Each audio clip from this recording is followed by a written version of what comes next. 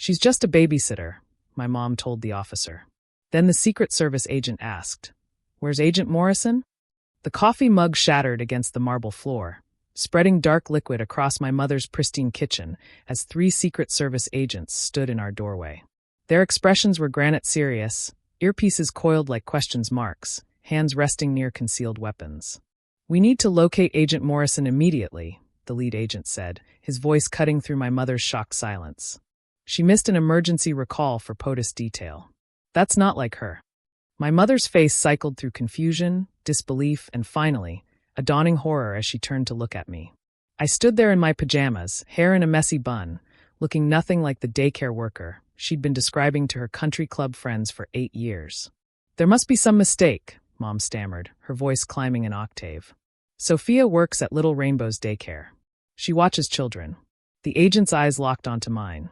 "Agent Morrison, we need you to come with us immediately. The situation is classified but time-sensitive.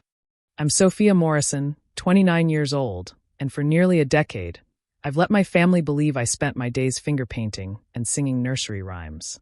The truth was classified at levels my family couldn't even imagine. While they thought I was wiping noses and heating up chicken nuggets, I was actually protecting the most powerful people in the world." "Sophia."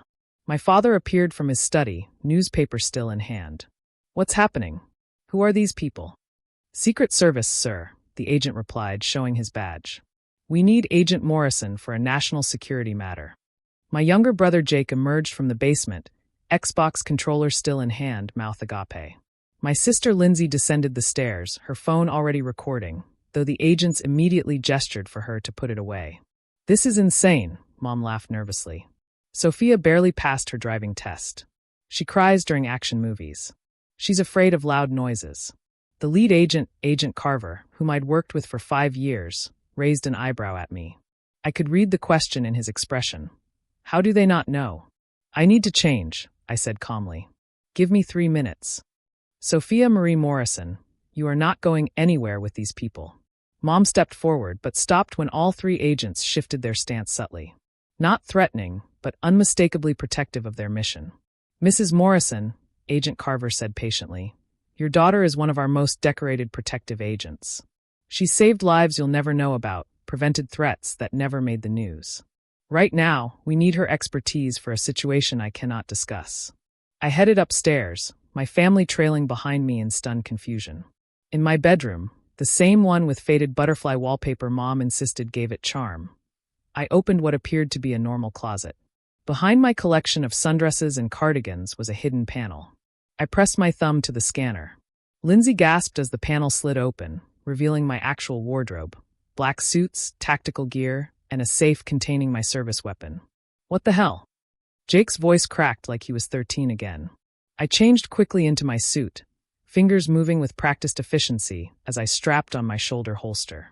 The familiar weight of my Sig Sauer P229 settled against my ribs. I pinned my hair into a tight bun, the messy daycare worker, transforming into someone my family had never seen. 8 years, Dad said quietly. 8 years of lies. "Not lies," I corrected, checking my backup piece in an ankle holster. "Omissions. Necessary ones." "Necessary?"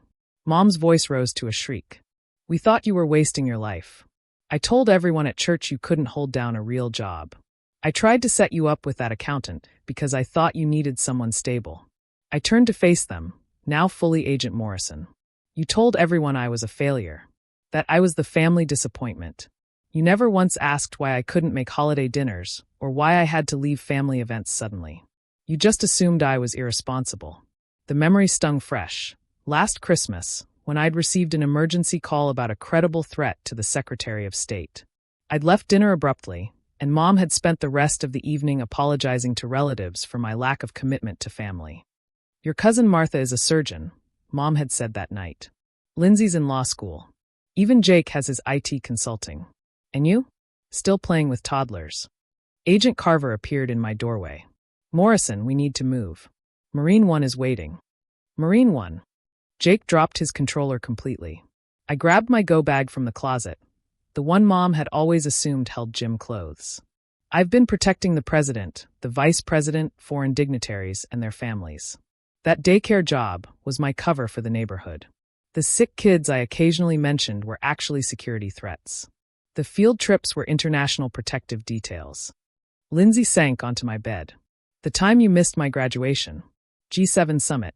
Credible assassination threat on 3 world leaders. I clipped my badge to my belt. I watched your graduation on my phone while standing post outside a secure room where nuclear policy was being discussed. Mom's legs seemed to give out. Dad caught her, guiding her to my desk chair. Why didn't you tell us? Because this conversation right here? This shock. This is exactly what would have put you in danger. The less you knew, the safer you were. And honestly, I met her eyes. You never made me feel like you'd be proud anyway. You wanted me to be normal. Marry Todd the accountant, have babies, join your book club. We wanted you to be safe, Dad protested. I've been shot at 17 times, I said matter-of-factly, causing Jake to stumble backward. I've stopped 3 kidnapping attempts. I once went 48 hours without sleep protecting a diplomat's child who was being targeted by terrorists. And through all of it, I came home to hear about how disappointed you were in my life choices. Agent Carver tapped his earpiece. Morrison, the situation is escalating. We need your linguistic skills and your recognition of the suspect from the Belgrade incident. Belgrade, where I'd identified a sleeper agent who'd spent 3 years building a cover, preventing an attack that would have destabilized Eastern Europe. That mission earned me a commendation I could never show my family. You speak languages? Lindsay asked weakly. 7 fluently for conversationally. I moved toward the door. Remember when you mocked me for using language learning apps? I was maintaining my Mandarin for the Beijing detail.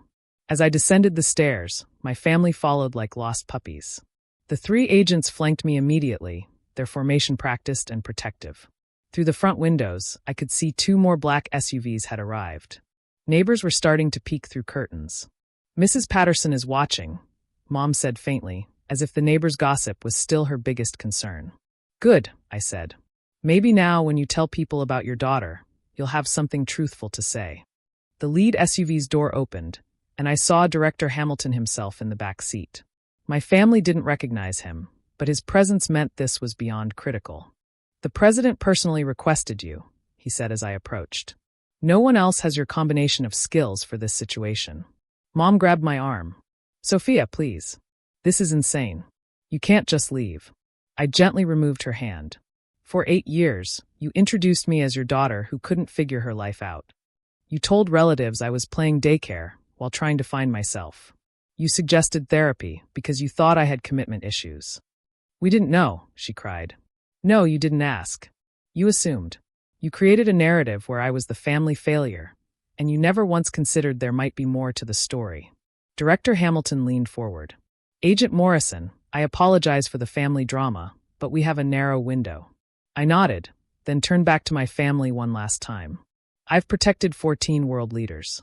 I've prevented 23 attacks on American soil that you'll never hear about. I've saved more lives than most people will ever meet. And tomorrow, if I do my job right, you'll never know what almost happened today. Jake found his voice. Are you coming back? I always come back, I said. You just never noticed the bruises, the exhaustion, or the hypervigilance because you were too busy being embarrassed by your underachieving sister. As I slid into the SUV, I heard Mrs. Patterson's loud gasp from across the street.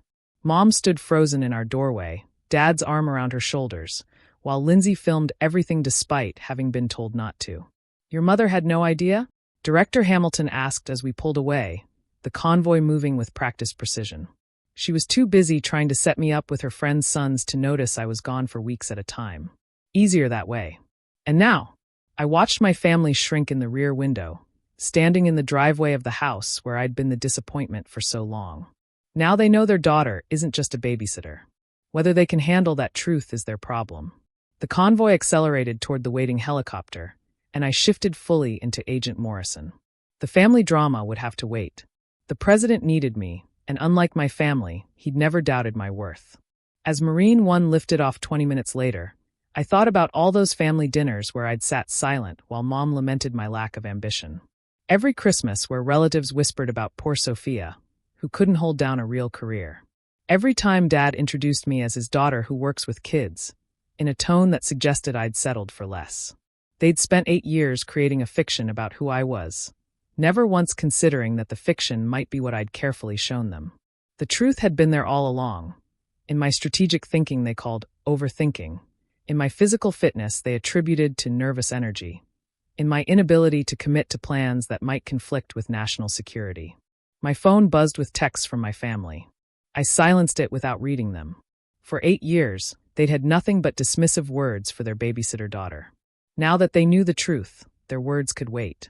I had a country to protect, just like I always had, while they were busy being ashamed of me.